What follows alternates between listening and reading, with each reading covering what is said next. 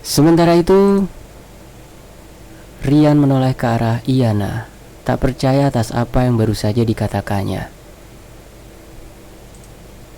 Oh ya, ini nanti saya isi di FS Media ya, full durasi 40-50 menitan lah, langsung tamat ini. Ini dari Unlimited Writers di akun Wattpad-nya ya, nanti linknya disertakan di FS Media. Ini saya mau lanjut isi suara lagi ya.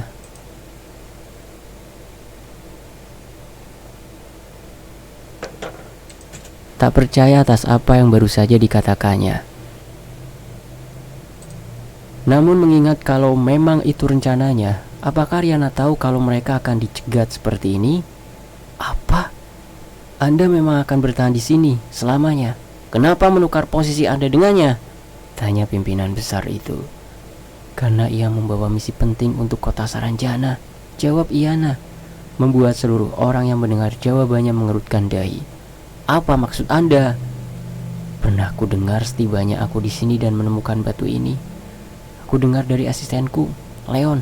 Ia bilang kalau keberadaan kita ini sebaiknya diakui, walau tidak dengan bukti yang begitu kuat.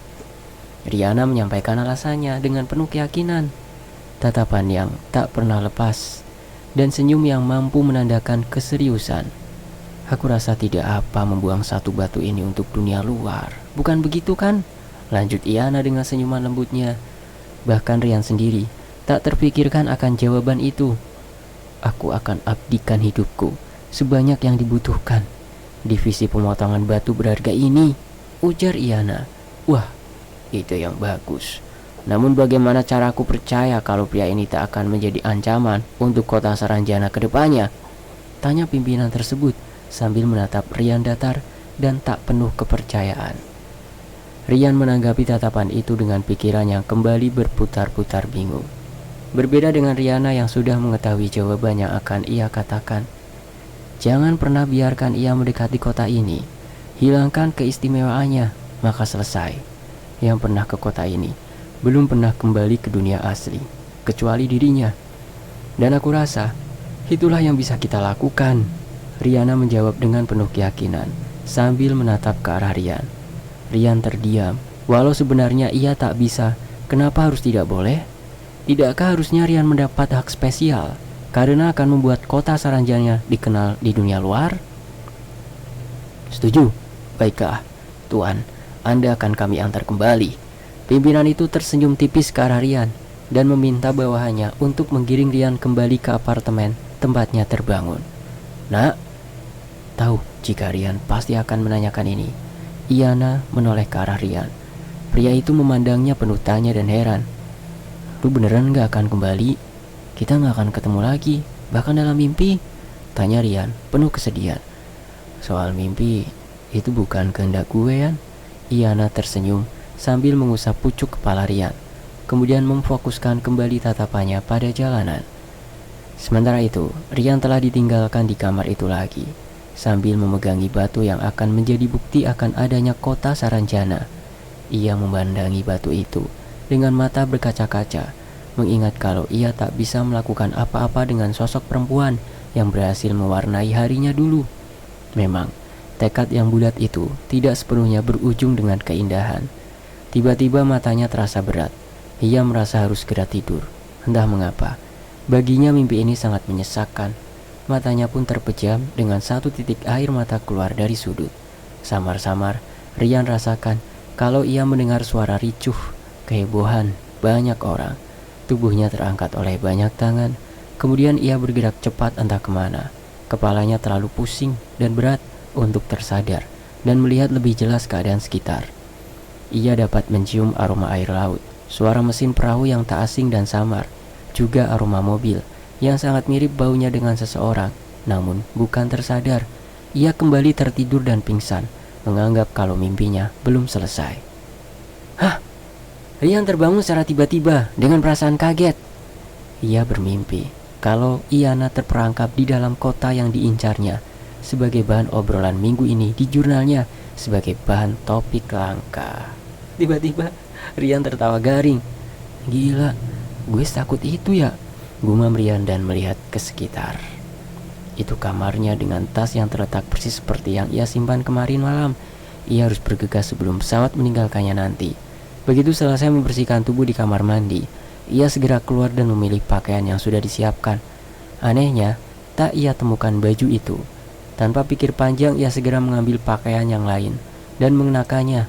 Selesai dengan pakaian, ia siap berangkat dan harus mempersiapkan tiket pesawat. Akan tetapi, kenapa tiket pesawatnya udah kepotong? Tanya Rian keheranan. Secara mendadak dan bertubi-tubi pikiran Rian terpenuhi oleh ingatannya selama di kota Saranjana yang ia anggap sebagai mimpi. Jantungnya berdebar kuat, membuat ia harus memegang dada untuk menenangkannya. Pikiran Rian kacau. Ia mengerutkan dahi cemas. Riana beneran? Napasnya tercekat, kakinya melemas. Ia terlutut di lantai kamar. Harapan bahwa semua itu hanya mimpi buruk tidak terjadi. Hatinya sepatah itu, sangat patah. Rian hendak melempar tiket itu ke tong sampah. Kalau saja sesuatu berkilau tidak mengusik matanya. Penasaran dengan benda apa itu? Apakah benar sesuai yang ada dalam pikirannya? Ia segera mengambilnya. Ternyata benar, itu adalah batu mewah yang dibahas oleh Riana. Senyum tipis Rian terpajang, dan ia melirik laptop yang terdapat di nakas dekat kasurnya. Sebuah ide dalam otaknya muncul. Ia tak bisa berlarut pada kesedihan yang takkan mengubah apapun ini. Gue bakal lakuin permintaan elu, nak. Sementara itu, 1 bulan sudah Rian lewati dan sekarang ia sedang berada di kantornya setelah acara besar-besaran diadakan oleh Anna. Acara itu guna merayakan tulisan Rian yang menghebohkan seluruh Indonesia, bahkan membuat para pecinta misteri dari luar pun penasaran. Rian saat ini sedang tersenyum, menyambut ucapan selamat yang terhujam padanya. Wah, lu habis kabur ke pulau orang, tiba-tiba punya ide sebrilian ini ya? Ujar Brian sambil mengusap kepala adiknya itu. Iya gitu deh, Rian tertawa, juga sedih. Ya semua orang merupakan Iyana atau Riana. Tidak, Riana menghilang dalam ingatan mereka, kecuali dirinya. Sayang banget, lu ditemuinya lagi pingsan di pondok warga. Gak dapat oleh-oleh deh gue. Sungut Brian yang membuat Rian meninju bahu kakaknya itu dengan kesal. Keduanya pun tertawa dan meneguk minuman yang berada di tangan mereka sambil memandang ke arah kawanan yang sibuk berlalu lalang. Namun, meskipun Riana menghilang, ia tak meninggalkan Riana. Ia tuliskan nama Riana dalam jurnal itu sebagai inspirasi dan poin utama dari jurnal tersebut. Ia juga jelaskan kalau tanpa Riana ini, jurnal indah itu tak akan jadi. Ana datang menghampiri Rian dan mengucapkan selamat serta terima kasih padanya. Gue tahu ini bakal sekeren itu waktu gue udah baca bagian tambang batu mewah. Wah, emang unik. Makasih juga ya An, karena gak menghapus nama Riana sebagai inspirasi gue, jawab Rian dan meneguk minumnya. Mana bisa, gue ngerasa dia itu penting banget sampai lu jadiin inspirasi gitu, ujar Ana dengan senyum cerah yang tak pernah ia pudarkan di depan Rian. Anna dan Brian juga bercerita kalau merekalah yang mengurus Rian sewaktu Rian ditemukan pingsan. Anna menjemput Rian jauh-jauh ke Kalimantan dan langsung membawanya balik ke Jakarta saat itu juga. Banyak yang Anna pertaruhkan, membuat Rian merasa tidak enak. Sebagai balasannya, Ana berharap Rian mau agar batu itu dipajang di museum ternama di Jakarta agar bisa dikenang kisahnya. Nama Riana juga akan dipasang di sana, jadi Rian tak perlu khawatir. Hela nafas Rian terdengar dan waktu seolah berjalan lebih lambat. Senyumnya merekah dan ia meneguk minuman sambil mengingat wajah Riana yang tersenyum padanya untuk terakhir kali. Ternyata lu gak punya rasa yang sama kayak gue, nak. Entah kenapa gue gak sakit hati. Dan selesai. Pruja Saranjana, sebuah kisah dari Neo Girls, akun Wattpad.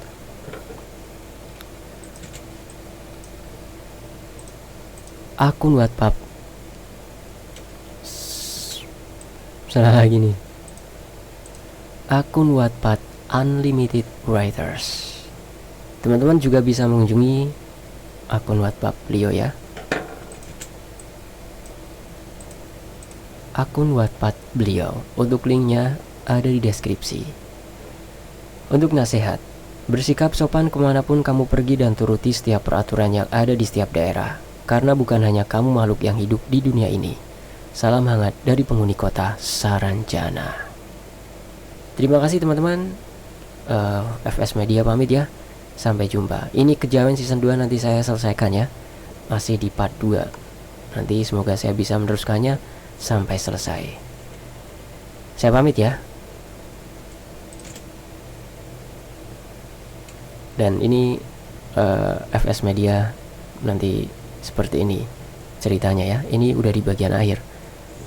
Di bagian pertama sudah saya upload, sudah saya selesaikan bacanya, masih diedit. Mungkin nanti malam di-upload di FS Media ya. Terima kasih teman-teman.